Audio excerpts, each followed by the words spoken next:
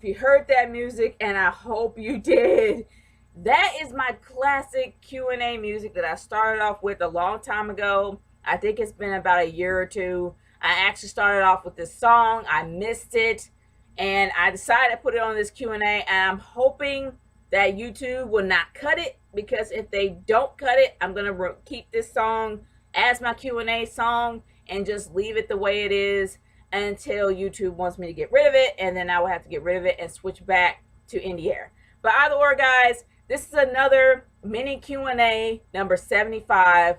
I guess I consider this to be the retro version for now. This is something I'm trying out, and I'm hoping that it will actually do well so I can keep this song, because I really missed it. But either or, guys, thank you so much for sending me your questions via YouTube, and we also have a Twitter question, and I'll get started with that. My first Twitter question comes from Sheldon Richardson. Which would you prefer, a Vince WWE or a Triple H WWE? Honestly, I prefer a Vince, because Vince was a little bit more, Vince was a little bit more relatable. Like, you can really pretty much get behind Vince as a heel, because Vince was an every man's man. Well, not really every man's man, but he wasn't a wrestler. You can relate to him more as a boss, like one of those fire-breathing dragon bosses that will pretty much give you heat every 5 minutes for doing something wrong. And then you got Stone Cold Steve Austin, the every man's man, and drinks beer on a daily basis, that a lot of people can relate to. So honestly, it was a really great dynamic. Like, you can literally get behind somebody who was going against the boss and was able to beat up the boss on a daily basis.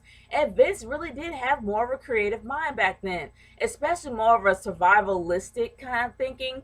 Like, he did everything he could to stay extreme, especially during extreme time, because 90s was all about being extreme.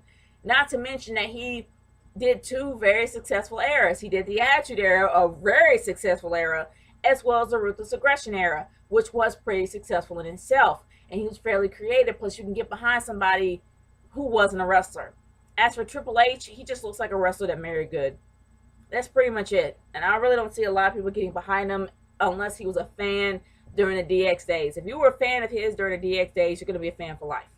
That's pretty much it. But yeah, I prefer a Vince WWE. And your final question for me is, your second question for me is, where would Triple H be if he never married Stephanie? He'll be like everybody else. Seriously, he would literally have to, I wouldn't have to say he would claw to get to where he is, but I will say that he's gonna pretty much be between The Rock and maybe Randy Orton. Like, he'll be above Randy Orton, but he won't be above The Rock. He'll be in between. He'll be sandwiched between those guys. So he'll be like everybody else. He'll somewhat be in the Breakfast Club, but he kind of wouldn't be. Well, or he wouldn't be as huge as he is now. I mean, and that's my opinion. He would have to struggle like everybody else. But seriously, thanks for your question, man. And by all means, y'all send me questions on Twitter too. It kind of changes things up a bit. But anyway, my first set of questions actually comes from Regional D Huff. What did you think of the 2014 MTV Video Music Awards? And okay, did you watch the 2014 MTV Music Awards, and what did you think about it? It was okay. I will say that some of the opener that they had from the beginning with Jessie J and Ariana Grande and Nicki Minaj was okay. It would have been better if somehow Nicki could wear an outfit and her butt wasn't so huge she broke the zipper on it. Or maybe her body wasn't so stacked that she wouldn't be like breaking the zipper on it. If you have a dress that can't fit, don't wear it. But it was all right. I mean, they had their somewhat controversial moments, but I will say that my biggest highlight of the VMAs, and I haven't seen the VMAs in about 12 years, but I will say this. My highlight moment for the VMAs was when Beyonce got the Michael Jackson Vanguard Award, and it was after her performance, and her daughter and Jay-Z came up to give her the award, while Jay-Z gave her the award and announced her, and I thought that was really sweet, especially with all the problems that they're going through right now. It's nice to actually see the family come together. I hope they stay together, but it was really nice to see that, and I enjoyed it. What did you think of Taylor Swift's performance of that show? I thought it was cool. Taylor Swift is not afraid to make fun of herself, especially when people are making fun of her on a daily basis. Pretty much saying of how many guys she's been through and all this stuff. That was a way for her to make fun of herself, especially when she knows she can't dance. So I thought it was cool, especially how grandma she acted when she's like, I'm not jumping off that thing. Are you crazy? I don't care if it's the VMAs. I love that. Shout out somebody's grandma. But I absolutely loved it. I thought it was amazing. What did you think of her dancing during other people's performances? Classic Taylor. Taylor, she knows she can't dance, but if she feels the need to just wave her arms wildly or whatever, she'll do it. She don't care. You gotta like somebody like that. You gotta admire somebody that don't care and just laughs at themselves, and you gotta admire that. Were you really shocked? Okay, were you shocked when Miley Cyrus actually acted normal instead of twerking on Robin Thicke like she did last year? Um, yeah, I was kind of surprised, but I think that she's starting to get the heat from what she did last year, especially now that Robin Thicke's marriage is practically done. And more than likely, she's being blamed for that. I think she wants to clean up her act because she wants people to take her seriously down the line. So I think it was a great way to go. Um, but yeah, I was kind of shocked that she wasn't like, being all weird. But she did bring a homeless guy up on stage. Well, not really a homeless guy, but I think he was a homeless guy on the run. I think he was homeless for a reason. But either or, I think it was really noble of her to do that. Are you expecting Miley to do something crazy like shave her vagina live on TV or eat her pubic hairs? Ew. No. I can't imagine Miley doing anything that extreme. She's country. I mean, I can't really use the whole country thing. Yeah, I can. She's that lively. She's that type of person. I mean, I yeah, she's just that lively. I can't really say that all country yeah, I can't even say that either. I'm country and I've seen it happen. I live in a country state. So I can kind of say that yeah, she's just country. So and that's just how she is. But anyway, great question, man. And can I expect to do something crazy like that? No, not anymore. Just try to take yourself seriously. My next set of questions comes from WWE Glamour. Who is your favorite Shield member? I have to say Dean Ambrose. I like Dean Ambrose's character. I like his whole lunatic, fringed, unhinged kind of character. I love somebody unpredictable. Sure, you got Roman Reigns. He's a hottie, and sure he's a cousin of The Rock, but it's something about Dean Ambrose. It just makes it's his unpredictability, if that's a word. I like Dean Ambrose for that reason. I enjoy Dean Ambrose for that reason. Sure, you got the spear and the Superman punch, but I'm all about Dean Ambrose. He's my favorite. He's my favorite Shield member. If you were a diva, what would your finisher be? I have no idea. Um, Shoot, the diamond cutter. I have absolutely no idea what it would be. It'll probably, if I'm able to lift those wafy girls over my head and just break their backs, it'll probably be the back breaker, or yeah, it'll probably be a back breaker. I don't know, but yeah, that's that's a pretty interesting question because I really never thought about it. But it'll probably be the back breaker, something that just bring the pain. But if you were okay, if you could make your own faction, who would be in it? And what would it be called? And would you be a heel or a face? More likely, I'd be a heel. I don't like rules. I never like rules. So heels have no rules. Well, actually, anti-heroes have no rules, and heels have some rules. They have to be cowardly at the end. Sinister. But that was so stupid. But anyway, I'll more likely be a heel. Who would be in it? Of course, I'll be Paige. But more likely, I wouldn't like to be a heel. I would rather be an anti-hero group like the Shield. The Shield were an anti-hero group. They were the only anti-hero faction of that era. If people didn't really think about it, they really were anti-heroes. And I prefer to be an anti-hero than a heel any day. So more than likely, I would get Paige because that was her first gimmick from the start, to be an anti-hero diva. I would get her. Let me see who else. I would probably get Cameron. But the one thing about Cameron is Cameron will be more of a heel than an anti-hero. It probably wouldn't work because she can't wrestle that well. And neither can I. I would probably be maybe the talker of the group because I can't wrestle at all. But I will pretty much say that it will be Paige. Um, Somehow I don't think it will work for Emma. Emma's way too quirky, but no, I will actually say Emma because Emma has a really strong dominant side when it comes to her wrestling. So I would have to say Emma. Um, Pretty much it'll be Emma and Paige. And I don't know what we would be called. I My creative brain is kind of shut off right now. But I will say that maybe the anti divas. I know that sounds really generic, but yeah, I will call it the anti divas for now. Um, if you could face any diva, who would you face, and what stipulation would your match be? Um, oh boy, let me see. If I could face any diva, I would have to say Stephanie McMahon. I guess I would. I would have to say Stephanie McMahon, and if Stephanie McMahon loses, yes, it will be a classic I Quit match. That she would not ever be on television again. Like she would have to be behind the scenes for now on. So it will be Stephanie McMahon, straight up. But great question, man. My next set of questions comes from Final Limits. Um, why do why did fans boo Dwayne Johnson during when he faced Hulk Hogan at WrestleMania 18? Well, number one is because it's the freaking Rock, and then you got the freaking Hulk Hogan. You got the freaking Hulkster brother. Like, come on.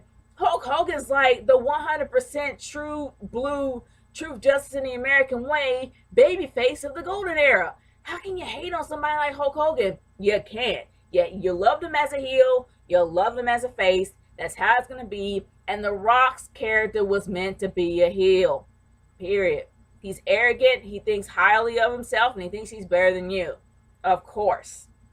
It will go towards Hogan every single time. And that's in my opinion. I rooted for Hogan and not The Rock at that time. But that's just me. Why did fans boo him when he fought Brock Lesnar at SummerSlam 2002? Well, because Brock was a whole new thing. Like you never really seen a beast that big other than Goldberg, and well, I mean, I rooted for Brock because Brock was somebody different. He was somebody that you just haven't seen before. You never seen a beast like that, like stacked. Not like he was just big. Like he wasn't roided out. He was just big, and I like the fact because he was big and he was somebody different.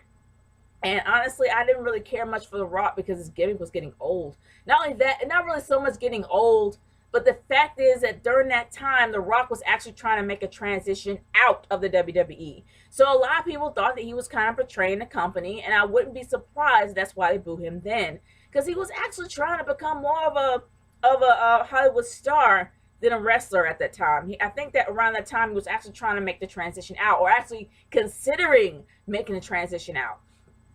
So yeah, that's pretty much it. That's how I personally feel about it. How do you lose weight?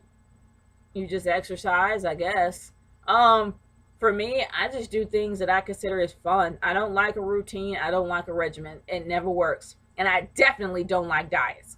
So for me, I just eat whatever I pretty much eat whatever I want to eat because I believe that the Lord put food on this earth for us to enjoy. I don't like dieting and I don't like diet foods. But for me, it's just doing something that I enjoy that will actually bring activity to your body, that will actually get you off the chair, and just being happy and eating what you like. And that's how I lose weight if I choose to. Um, but yeah, that's pretty much how I roll. But it doesn't work for everybody. What female wrestlers do you think have nice butts? As you said, the male wrestlers in your last video did. Now it's time for the girls. Okay. I know you like AJ Lee and Velvet Sky and Taryn. You like those chicks that actually had.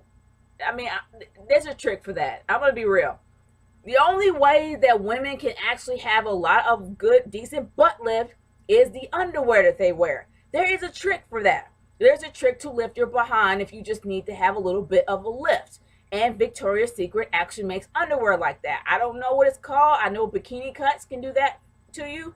That's why Velvet Sky has a nice butt, because her bloomers or whatever it is cut so tight and lifts so high, because I wouldn't be surprised if it's like lycra, and it gives like such a huge lift that's probably the reason why her butt looks like that. That's a trick. It's a trick that women has been doing for years. But the real booties, the real donkeys that you actually see, the one that I can definitely say is some sort of freak of nature, but I will say that it's really nice, is definitely Naomi. Naomi got a donkey that is out of this world. And it's like when you see a woman with a donkey, you think that those donkeys will be shaking, breaking, and baking everywhere. Like seriously, I've seen. I'm from the South, and so I've seen my share of big behinds. But it's like you would think that there'd be some kind of a jiggle, shake, or cellulite on that thing. None. Her booty defies gravity. Not to mention it's huge, and I'm just like, it don't even move that much. Her butt is pure muscle. You don't see butts that big anymore. It's butts that big like that. I'm like, yeah, I would have to say that Naomi has a very nice donkey. She is very nice, very lifted, very well done. It's nice. I will say that. I give a thumbs up to that. Seriously, I do. I'm giving credit where credit's due. What divas would you like to see come back to WWE and feud with current roster divas? And who would you like to see feud with each other? You can choose as many divas you want. I have to say that I would like to see Chyna come back and feud with Stephanie McMahon for my own personal reasons, because I think the way that Chyna was cut was wrong. And honestly, even though it would not give Stephanie any issues at all, because let's be real, she probably thinks she won. She probably thinks she won the battle and the war, and technically she kind of did. But I would love to see Chyna come back for a retort after what Stephanie did. They've been trying to disavow what she's done for so long and try to disregard it. And sweep it under the rug. I would like to see that brought to light. Seriously, I really would. I would like to see that brought to light, and I would love to see Chyna again come and break her face and then leave. That's what I would like to see. And as for other divas feuding against each other, I would love to see Charlotte versus Paige versus Emma. And for those that have not seen Charlotte perform, go back and watch the episode. I think it was NXT Takeover when it was Charlotte versus Natalya for the NXT Divas belt. Go back and watch it. For the NXT Women's belt, go back and watch that match. That match was phenomenal. I love that match, seriously. And that shows what Charlotte can actually bring to the table. Plus, we've seen how Paige moves, and we've seen how Emma moves, kinda. For those, go back and watch her old matches on NXT. But honestly, she really hasn't done much when she was on Raw, and I would love to see these girls go at it, especially for the Divas title. I would love to see that happen. That's just me. How would you book the match with Hulk Hogan and Michaels at SummerSlam in 2005? I wouldn't. I think it was done. I think it was done really well. It was fine the way it was, because when it comes to Shawn Michaels can tell a good story. He really can. That's what he's good at. That's what he can do. He can tell a good story and show the story and bring the story to life in the ring. Not a lot of people can do that. So when it came to his feud with Hogan and how he didn't believe that Hogan was the guy that he remembered him back in the day, that is a legitimate beef. Like, you're like, okay, you come up like you're big and bad because of how you were 20 years ago or 30 years ago, and you think that you're that way now. I want to see it. That's the best way to go. I don't really think I should change it. I think it should stay the way it was. So, that's how I personally feel. And my next set of questions comes from the Talking Dildo. Dude, your name enough. It's like just laughable. It's quite an interesting name you got there, man. What do you think of Rosa Mendez being in season 3 of Total Divas and her in general? I think Rosa Mendez was only as relevant as the guy on her arm. Like, when it came to her being with Epico and Primo, she really did help them out, and she's really more. She has a lot more weight. She holds a lot more weight when she's a valet. Like, seriously, when she's a valet with guys on her arm, she's more relevant. But when she's in a singles competition, no, not a lot of people know who she is. Especially the fact that she turned blonde. She's unrecognizable. Seriously, you don't even know who she is. And that's me personally. But with her being on season 3, there's really no reason for her being on season 3. I don't even know why she's there. But I guess somehow maybe to spice things up. I don't know. I have no idea, but let's just see what relevancy she actually brings to the table because I really don't see it happening. I still think they should get rid of Natalia. Maybe that's the reason why they have her on there. I don't know, but still, we'll just see. Are you excited about season 3? Kinda. Because the one thing I learned about Total Divas is that Total Divas actually has at least 2 or 3 pay-per-views that they have already lined up during the whole shooting of the show. Like, I think for the last season it was not Extreme Rules. It was actually like at least 3 pay-per-views before it actually led up to WrestleMania. So honestly, and they're probably going to talk about SummerSlam. I'm hoping that they do, because I'm kind of interested to see exactly what direction they're going to go when it comes to the Bellas. Because it's a given that these Bellas are not really comfortable in being feuding Bellas. It's comfortable that these sisters are not comfortable in feuding with each other, and I'm hoping they bring that to light on the show. So I'm kind of excited to hear what they're going to say, especially especially leading on up to SummerSlam. And I'm kind of interested to see exactly what they're going to do with Summer Rae. She's still the most hated person on the show, next to Eva Marie. She was at the time, but I'm kind of interested to see what direction that's going to go from there, because we know that there is no love lost between Natalya and Summer Rae. So I'm kind of interested to see how that's going to go, and if they actually kissed and made up, or just made up. What if Scott Steiner returned to WWE with his brother Rick and won the tag titles from the Usos? How would you feel about that? I wouldn't be happy, because I really do want these wrestlers to actually earn their way up like everybody else.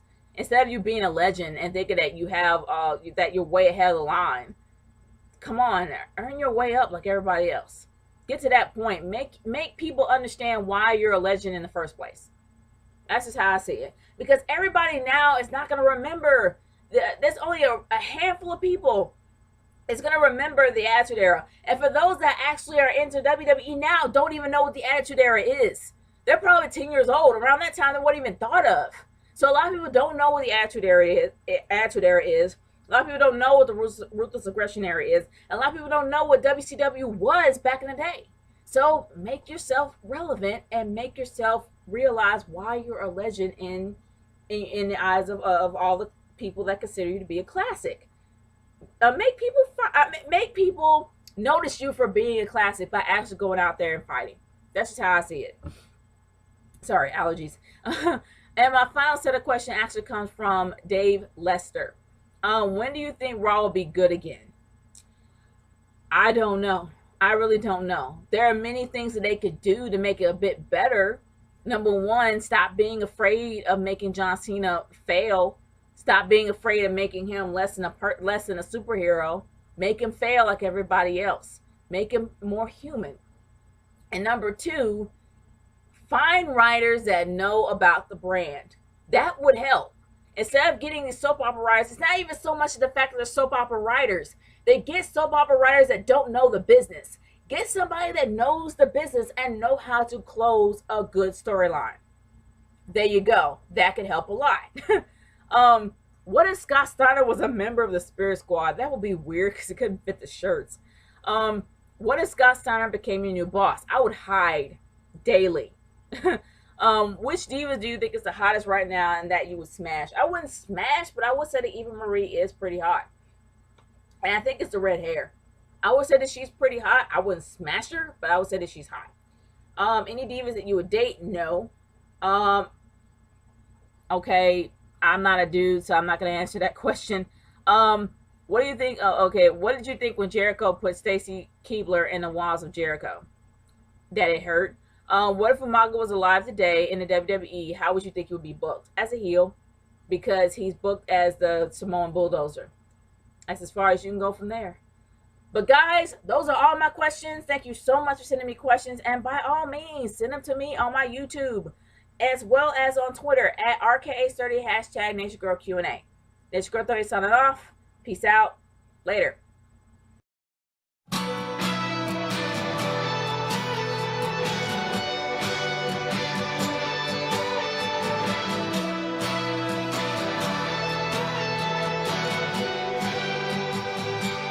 Say we're talking, I won't mind, but there's a